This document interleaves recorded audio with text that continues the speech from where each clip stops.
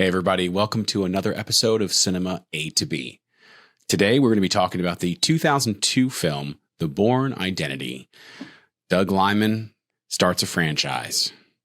So Ben, how did you feel about this? I loved it then and I love it now. And I just watched this probably about a week ago, and I don't know what precipitated it. I think I saw it available on Prime, and it's aged really rather well. Mm-hmm. And I feel like it's kind of the OG that kicked this thing back off.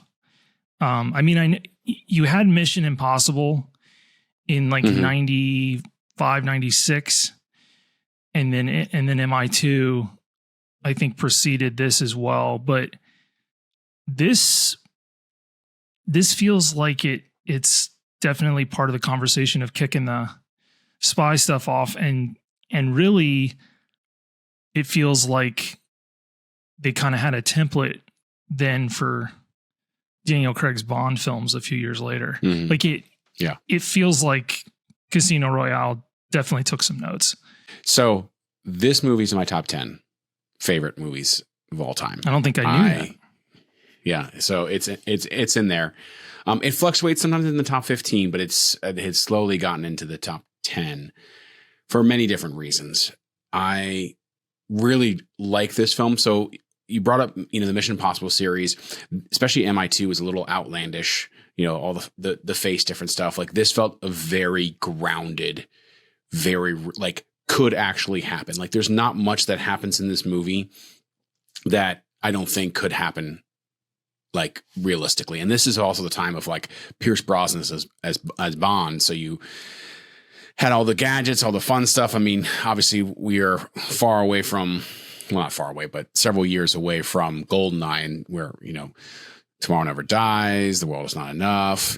So they kind of just started to get crazier and crazier and crazier. And so Mission Impossible. So this, I felt like definitely grounds it. And like you said, brings the Daniel Craig version of James Bond kind of back into the fold of like, hey, let's not go too out there. Let's get something more believable. But anyways, beyond that, obviously, I think Damon is great in this role. And there's so much stuff that I think Doug Liman the director did great with this movie. And, it was his first shot. I mean, this is the only Bourne film that has any Academy Award nominations, and it's had 3 and it won all 3, which is great because this is my favorite of the Bourne films. Unfortunately, they got rid of Liman when they switched to Supremacy and Onwards and gave it to Paul Greengrass, which I thought was a huge, huge mistake.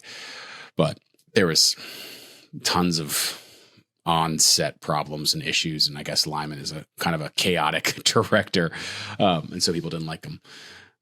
But other than that, like this film just feels fun is not the right word, but it engages me and brings me along with his story and just really wants me to continue to watch it. And I see that I watch this movie probably once a year. This is on a rotation for me where I just pop it in and just, give another gander and enjoy myself. Plus I love his orange sweater that he has. And I want that thing. And every time I see it, I'm just like, where can I find that orange sweater? Just want it. It's great. Probably Amazon now. Yeah. Yeah, it is tremendous. And I want to speak to Doug Liman for a little bit. He is just a chameleon of a director. There's really not a genre that he can't do and do at a high level. I mean, this is the guy that kind of burst on the scene with Swingers, basically told Favreau and Vince Vaughn, we can make this movie for a lot less than you're thinking, but you're going to have to let me do it my way. And so he's a very resourceful director. And it shows in something like this, where he's given even more budget, he seems to make the most of it at every turn. And I really like Liman as a director. And, he did continue to serve as an executive producer on the Bourne sequels, so he wasn't completely out of the fold. But yeah, the sequels are really missing his hand. And I like Greengrass's direction, but I hate his camera work. So this is the Bourne film that's just much easier to watch. That's not going to induce motion sickness the way that Supremacy did. like I said, I did have a chance to watch it. Like I'm only like a week removed, and I was just enthralled again the entire time. The thing is just exquisitely paced. The pacing is perfect. The edit is spot on. The score is as haunting as it was then. It's aged really rather well. Mm-hmm. And John Powell, the composer, has gone on and done so much. When I pulled this up on IMDb after I watched it, I had this realization. I was like, oh, this is starting to make so much sense why this is so good, because one of the writers is Tony Gilroy. Yep, exactly. It's really interesting to go back and start to see patterns emerge with writing on some movies that I enjoy that I didn't pay attention to that in the past. I didn't care who the writer was when I saw this in 2002, but now I do. And it's like, yeah, that makes sense. It is, well, and it's a very loose adaptation, but really, so what I read about it was that Liman had done kind of like a quick like treatment, couple page treatment of like his idea, his adaptation of it, and then he told Gilroy, "Don't read the book. Here, just base your story off of this," and gave him his little small treatment, his little mock up, and so then Tony just wrote off of that. So it's very loosely based on the book. It's the only one actually has any resemblance to the book. The other ones are basically just the name of it. But I mean, some of it's difficult, but just because obviously he's dealing with the Jackal in the book, and the Soviet Union is still a thing, and this is obviously post fall of the Soviet Empire. So things kind of changed after a little bit, but. Going back just real quick, this is my biggest pet peeve with the Paul Greengrass ones, and we're not stop, hashing too much. But you talked about the frenetic camera work, and what I always liken it to is like in this one, there is cuts in the fight scenes, but they usually are like medium cut to medium cut to medium cut, not this up close where you have no idea what's going on. You just see like an arm flail or something. Like you can actually see what's going on. And I was like, this is a government trained fighter. This is a government trained spy. Like his moves are concise. His moves are planned out, or muscle memory. Like they're not going to be that frenetic. They're going to be very much more kind of like, obviously in this scenario, he's not really thinking. He's just acting on instinct and acting on training and what is, muscle memory. And so you're going to want that far away shot. You want it to look clean and crisp and kind of know what's going on, because it's not this just like, oh, I'm just going to get in there and throw hands and hopefully I come out on top. Like that's not what Bourne does. Like he knows things about himself. And that's why I really like the Doug Liman fight scenes so much better than anything else that came afterwards.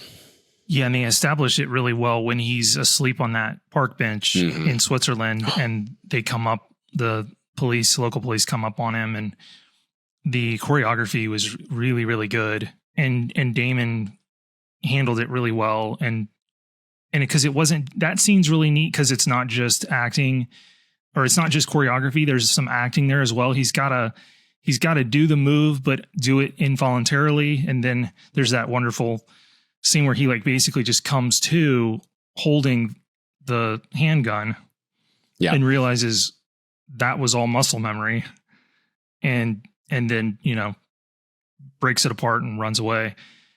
I do love, and we've talked about this, that Damon made the decision to take up boxing. Yeah. Well, at the behest of Liman, because he's like, I want you to be able to, one, know what it's like to get hit in the face or get hit, be afraid to be hit in the face, kind of a thing. Because there's a different feel boxers have about getting into a fight of like, I've been hit, I know what it feels like, I know I can take. And he's like, there's also a grace and movement that they have, that kind of confidence level that you get supposedly from being a boxer. Now, that's not what they're doing. Obviously, there's two different fight things. One's like a Filipino one called Kali, I think. That's a lot of the fight sequences, and what he's doing is that's what he got trained in for like a couple months before. Yeah, but boxing helps you with your stance and your footwork mostly. Yeah. And then, just his physique, kind of that leaned out. He's not as gaunt as he was in some other roles, but he's still pretty gaunt. But that's convincing. Like it feels like his fitness level is where it would need to be, where it makes sense. it's really interesting though. You look at Damon leading up to this, and there was really no indication that he would be the right casting choice to play Bourne.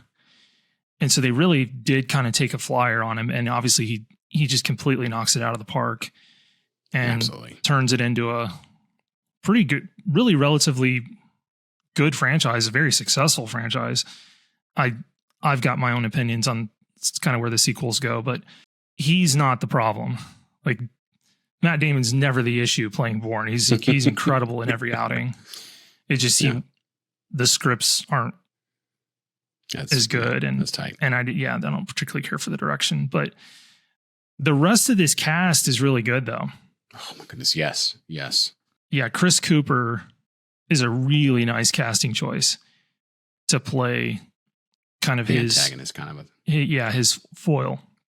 And then this was back in a time with Clive Owen where I thought he had kind of the inside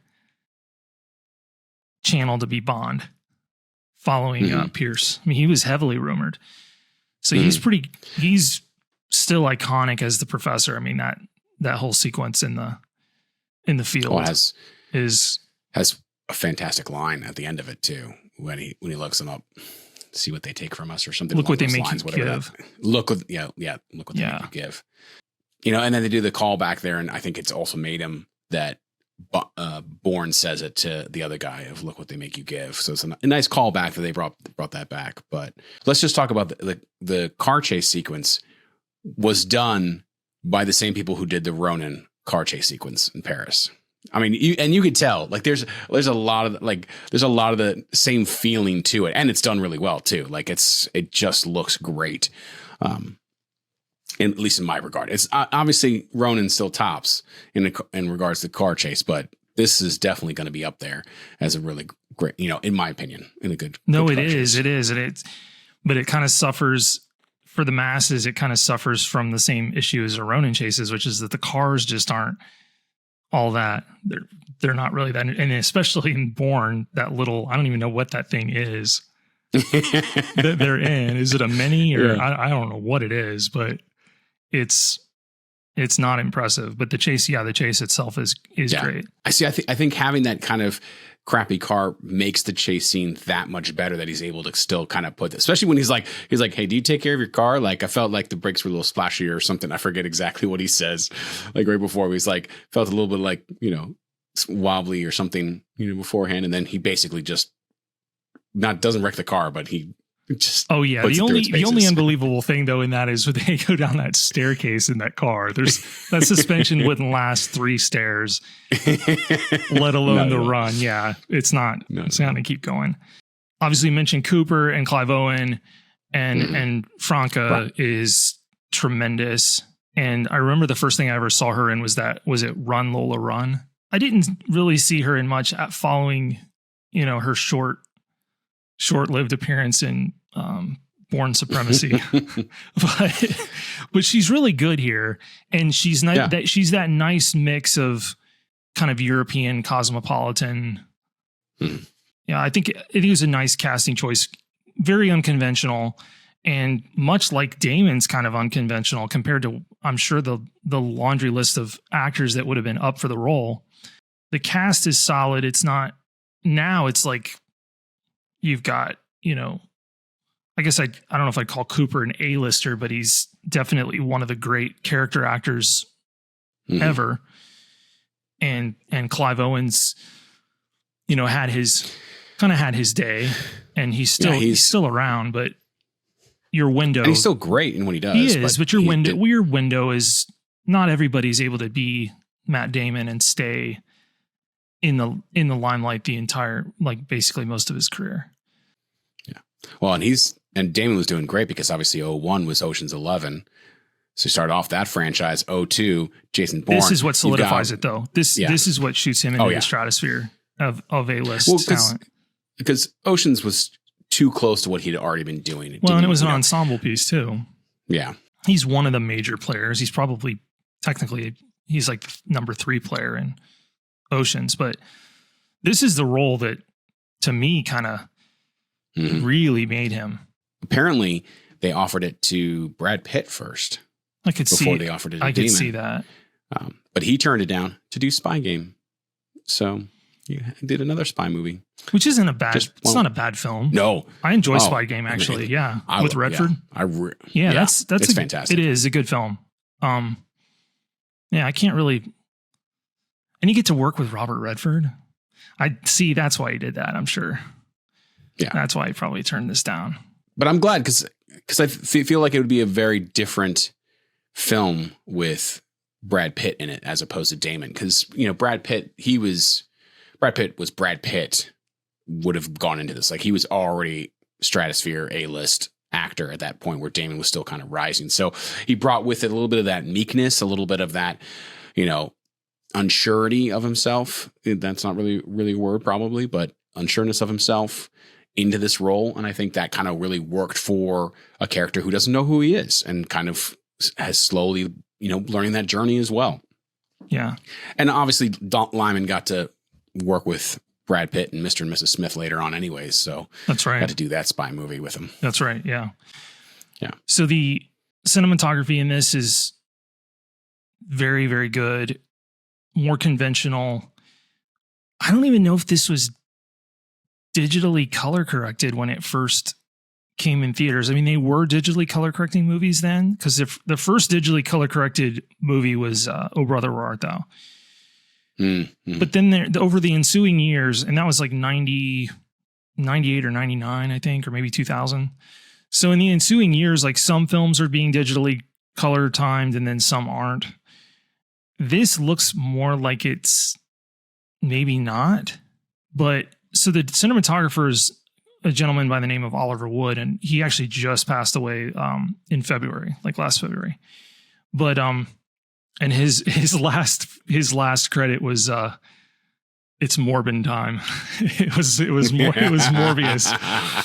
So he went out with Morbius, but he's got a good track record of, like great looking films. Yeah, he was a DP on like 53 episodes of Miami Vice, which was an exquisitely shot television show.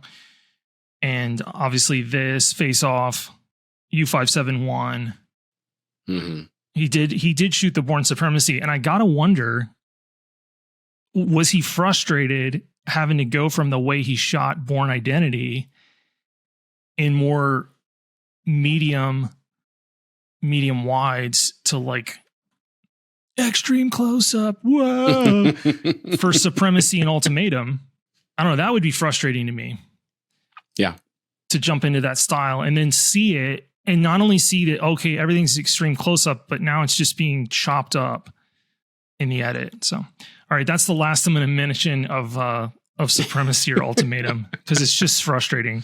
Because I actually really like some of the emotional beats in Supremacy, where he has to kind of come to terms with the collateral damage he's caused from previous missions. I thought that's kind of a strength of that film, but Identity still is good as advertised, even 21 years removed. I was really sad because I have a lot of love for Doug Liman. Swingers has a very special place in my heart for me. And so I was sad to leave him go. I always wonder what it would be like if they continued. But anyways, he did a great job with this film. The acting, I think, is absolutely, everyone puts out a stellar performance. There's not anyone here that I really feel like is terrible. And he was able to do some really cool things, like the scene where they're in the U.S. Embassy and he's like going through it and trying to get chased or whatever. That's my favorite scene in the whole movie. Well, there's a reason, because those are the actual embassy U.S. Marines that he's using that are clearing the space. So he didn't have enough money for extras, or didn't have time to find some. So he just talked to them. And so they were like, yeah, we'll do this. And so they actually did how they would clear the embassy and do all that. And so it looks fantastic. So there's little small things of, I was reading an article a long time ago about how he was very chaotic and how he would kind of change things on the fly. And he was everyone would consider him super disorganized, and he would throw away the shooting schedule, or he'd change things, and then he was really angering like the producer and stuff like that. And so like he had to start telling Damon his ideas. So Damon would go to the producer and say, hey, what if we did this? Because the producer was like, no, we're not changing this thing again, Doug. And so, yeah, but even so much so like he apparently forgot to shoot one, or he misdid a scene at the ending of the movie where basically Damon is talking with Clive, and something got messed up in the shot or whatever. And so he's like, I need to shoot it again. And the producer was just done with Doug, that he was like, nope, we're not shooting it. And luckily enough that Doug actually was doing camera operation already. And so he just grabbed a camera and grabbed Clive and grabbed Matt and just shot the scene himself for do like, what you gotta do, 4 minutes. Yeah. Yeah. Not everybody can be Christopher Nolan and have it mapped out in his head. But I don't think Liman shoots like an overabundance of takes either. So no, it's not. But yeah, I think that approach worked fine for Swingers because they only had like $300,000 or $400,000 to work with. So just get what we can get. But yeah, a little different with a studio picture like Bourne. But I can't argue with the results. It's tremendous. It's tremendous. You wonder. I was kind of thinking back to our discussion about The Matrix. Like, I don't think the Bourne sequels are as bad as the Matrix sequels, but you still wonder, like, if this was the only one, if this is just the standalone, is it held in high regard?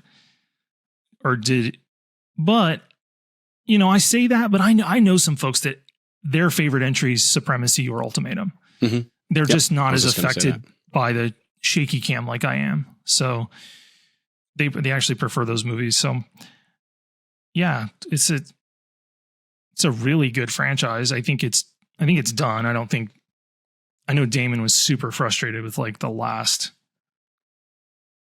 entry. The Jason the Bourne, script was just, he knew he was like attached to basically a dead duck like he said at one point they had a good script and then it just got gutted basically. So it happens. And that's the problem. It happens so much. I mean, you talk about Indiana Jones and the one that should not be named of Harrison Ford and Spielberg were just like, all right, if this is the one that Lucas is going to sign off, let's just do it. Let's get it done. And it was trash. So luckily they were able to kind of do another last one to kind of send it off on a better footing. But maybe Damon will get that. Maybe Damon will play an older, Jason Bourne. Yeah, I don't know. What never made sense to me was why didn't he have like some sort of family or home to go back to? Like, but I don't know. Now I think they should just reboot it and actually do it as a series and stick close to the source material and just make it a period piece. That's expensive, buddy. Hey, it's very expensive. But I want what I want and I want it now. I know.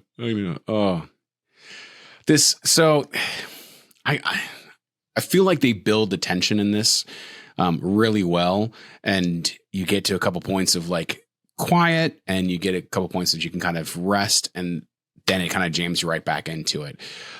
Obviously, the apartment fight scene is phenomenal, in my opinion. It's where he's attacking him with the pen,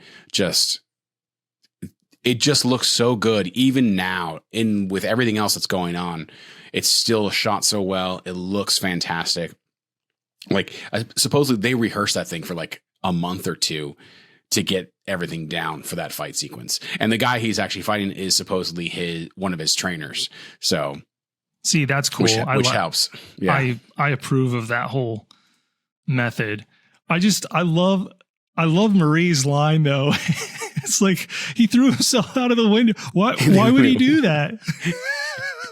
Why would somebody do that? Yeah. But why would someone do that? You don't know. Like, we don't know as the audience. I mean, we kind of have an idea maybe. The thing though with this movie that it's so cool, but they never really explore it well in any of the sequels much, is that wonderful montage where you have all of those agents over the globe being notified. Mm-hmm. Like, Rome, I can't remember. Can't remember the obviously Paris. Paris. Yeah. Well, no, he London, was Paris. London, I think, was another one. I don't. Oh, Where was the? What was the one? The main guy. They don't.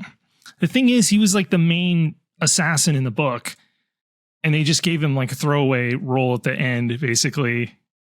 Oh, he's the Jackal, the guy that kills Conklin, that kills Cooper at the end. That was he was supposed to be his big rival assassin, but he was kind of relegated to just cleaning up the mess at the end, which was kind of a shame. But I forget which city he was in.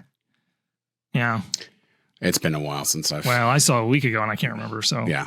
Well, I mean, there's so much with this movie. So, I mean, it definitely has, how do I say this?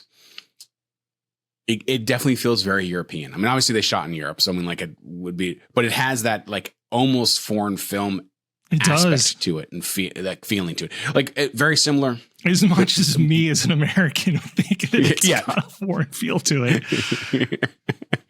But I feel that same way about Ronin, like what we talked about earlier. Like it again, there's a lot that this film does that reminds me a lot of Ronin. Obviously, it's it happens a lot of it in France as well. So I mean, different cities, obviously, but it just I love that. I love this stuff, and it can't be coincidence that like three of my favorite iterations of this kind of assassin spy on spy kind of stuff, which is this, Ronin, and then Day of the Jackal. Oh yeah. From I think 1973. Yeah. Or I don't know exactly, but the 70s. Yeah, 73 or 74. Not the Jackal. Not the new one. They remade it with Bruce Willis. I'm talking about the original one. But it's set in Paris too, as amongst other countries as he travels around Europe to plan this assassination attempt on de Gaulle. And we should probably discuss that movie. I'm okay with that. It's obscure, but it's tremendous. It's tremendous. But it can't be a mistake that they're all set in Paris. I think Paris is this nice locale of like East meets West as far as Europe. It'd either be that or Berlin. Yeah. And Liman likes it enough. I mean, he goes back to Paris in Edge of Tomorrow with Tom Cruise. That's right. So yeah, like which is a tremendous film too. Oh my! They were gonna have to do that film as well. Yeah. I want to go real quick side story about The Day of the Jackal. So my dad loves that film, and he showed it to me pretty early on. I think I was like 12 or 13, maybe 11. Little young. Early on. little young. Well, especially when the girl pops out of the cake. He just kind of looked at me. It looked at me after that happened. He goes, "Don't tell your mom." And we just kind of moved on. It's very European in that regard. Yeah. Yes, it is very European in that regard. He was just like, "Don't tell your mom about this." So, Dad, when you're listening, I didn't tell her. I promise. And I don't think she listens to the podcast. So, no, it's a good flick, and yeah, you're right. It's not just set in European. It feels very very European, very cosmopolitan, and does a credit to using Paris as a backdrop. And what, Marseille as well? Marseille, Zurich, Paris, and then obviously I'm going to say the ending farm sequence, like Damon's physicality changes from earlier on, like where he's unsure of himself. At the end, like when he's walking around with a shotgun and when he's doing all those kind of things, he's definitely kind of, while he's still not sure of who he is, he's sure of his capabilities. And just, again, the physicality of it, Damon portrays that change. Like, it is very noticeable of how he's walking as opposed to how he was earlier in the film. And I think it's one of those small things that Damon does that transforms him into his character, of like he's able to kind of make those adjustments as the film goes on, as the story goes on, or from film to film, he changes his physicality of how he walks or talks or moves his arms. I don't mind it because it kind of conveys that the character's just really not completely aware of who he is and what he's doing. But he has that way of kind of walking around and standing around in the first half of the movie with his hands kind of in front of him, like down at its sides, kind of almost a real awkward stance. And that does go away. Because you're right. By the time he's at the farm and he's got that double barrel shotgun, he just shoots the propane tank and he doesn't even like duck to walk away. He knows that the black cloud of smoke is perfect to obscure him. And he's just, and then when he goes into like a sprint, it's real commanding and very direct. Yeah. I like the way he moves. And Liman must have screen tested him for that to see that if he had the physicality, and didn't look hilarious running like so many actors do. Because not everybody can run like Tom Cruise, who just insists on running everywhere. But he does the movie star run the best, obviously. And Tom was actually really good athlete all the way back through high school. But yeah, Damon fits the bill, got himself in shape, stayed in shape for all the sequels, completely believable. Doesn't have to wonder about trying to play Bond because he's Bourne. He'll always be Bourne. He will. Yeah, because what they had, oh my goodness, what's his name? Hawkeye, the guy who played Jeremy Renner. Yeah. They tried. Bourne Legacy. Yeah, obviously, he wasn't Bourne, obviously, but he was someone else. He's supposed to be but from they tried to kinda, like an offshoot of the program or something. But yeah, which was one of the things like the other ones, I know we didn't talk about it, but like it felt like every stinking new installment had a new version of Treadstone. I'm like, at this point, can we just continue to call it Treadstone? Like, why is it now, this? And but at the end of, I love the scene with Brian Cox. I love Brian Cox, by the way. Oh yeah, he's great. And he's like, Treadstone was more of a game program, and frankly, we've already terminated. What I'd like you to take a look at is Blackbriar. I guess it's actually probably this realistic. This has got real capabilities. We really feel good about Blackbriar. It's the same thing. Yeah. That's probably actually more realistic than in my head of what it should have been. But yeah, and we can't not talk about how good the ending music track for these movies is. And like, even though they reuse it, like it's just so good though. I mean, like why change it? Like, I mean, that's the theme. I mean, Powell hits it like John Powell did all three, I believe, for the composing of the music. And I think each one he got better. Like there's like actually for Supremacy, that's my favorite of his soundtracks of the three films. Like that one I actually will listen to more than Identity. As much as I really like Identity, there's something about Supremacy. The end track is actually, but it's not Powell, it's Moby. It's Extreme Ways. That's right. It always goes. It always zing. He always like in Bourne Supremacy. He's like, "You look tired," and then the music kicks in. But yeah, in the end, I distinctly remember the first time I saw this being really impressed with the end title sequence. Mm-hmm. That hadn't seen one done kind of that slick in a while. I'm trying to think. And Extreme Ways is playing by Moby over it. Yeah, and I think they end all of them with that song. Makes sense. Yeah. Oh, okay. Yeah, I think they do. Yeah. I mean, it's a Powell song right up till the end, and then as soon as the right close to where the end credits starts is when Extreme Ways will kick in. Mm-hmm.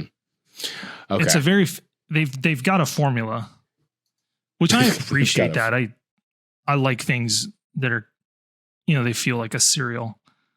Again, it feels like a spy action film, but it feels a lot more of like the thriller spy with some action, as opposed to even less so than a James Bond or a Mission Impossible. Like it feels a lot more of kind of more thought provoking or more let's talk about something in society kind of a feel to it, as opposed to, hey, let's blow things up and this guy gets with women and does other things.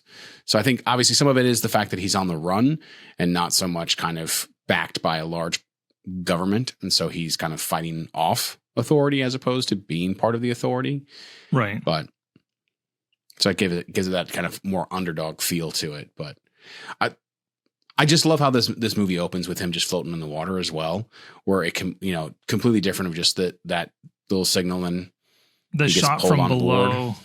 and then the Powell score, that underscore, haunting underscore running. Yeah, it opens strong. It's a strong film opening, and I think the way movies end are probably more important, but the way you begin is up there as well. And this is fortunate to do both well and doesn't have a lot of downtime. And even there aren't any like real dragged out moments of exposition in this movie either, because the plot lends itself to not having to do a bunch of exposition. The guy doesn't know who he is.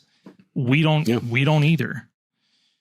And so you're just learning bits and pieces right along with the main character. Like you're not really given that the overhead view. You've got a choice when you make a movie, when you write, of whether you clue the audience into a bunch of stuff that the characters aren't aware of, or if you just let you don't give the audience any really more knowledge than the main character has. I kind of prefer the latter. I think it's more intriguing. I think it builds. Well, it is because it makes you build that. Yeah. It builds better suspense if I'm just not aware of any additional knowledge.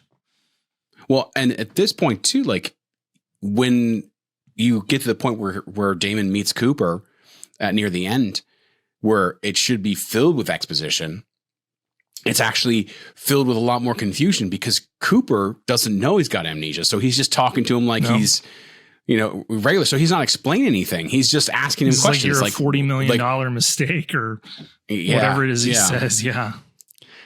But he starts off with just like, what the heck is going on, dude? Like all these different things, and then just never really sits down to explain it to him. So I think it's a good conscious choice. Like you said, I think it makes this a lot more of, again, it doesn't feed it to you, doesn't, makes you kind of have to figure it out yourself while you're on the way, or fill in the gaps and just go along. Like we've given you all the necessary information you need to make this work. We're not going to tell you all the nuts and bolts of it. Any closing thoughts? I need to watch this movie again, apparently, because do you have it on Blu-ray? I don't know. I don't think I do. I think I just have it on DVD. It was one of the first DVDs I got. I know, because it was around the same time I had like 5 or 6 DVDs. One of them was Ocean's 11. One of them was this. And I just watched them back to back to back. Just constantly watch these movies. Matt Damon. Matt Damon. Yeah. We appreciate everybody listening to us kind of meander about and talk badly about the Paul Greengrass versions of this. But at least this was Bourne Identity. So we'll talk with you next time. Thanks, everybody.